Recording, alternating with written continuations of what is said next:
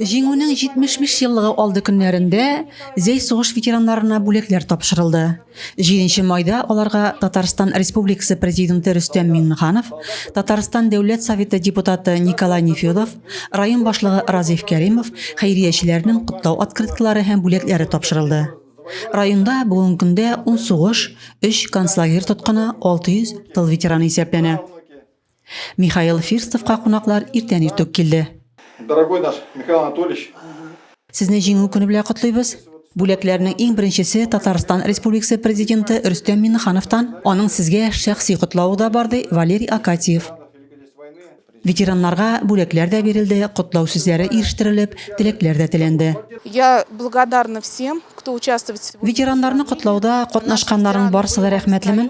Ветераннар барысы да актив, софта, алдагы юбилейларны да әлеге составта каршы алырбыз дип ышанам, ди Эльмира Хузина. Зәйнең почетлы гражданины Леонид Мачтаков 97 яшендә булуга карамастан, үзен ярыйсы хис итә.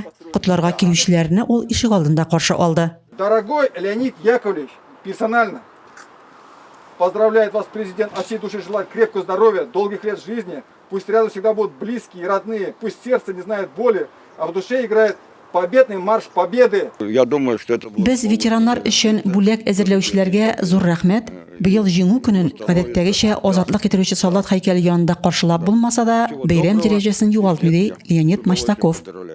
Бу көнне бүләкләрне сугыш ветераннары һәм концлагерьлар тоткыннары да алды. Рәзимә Кашапова, Денис Ипатов, Татарстан хәбәрләре.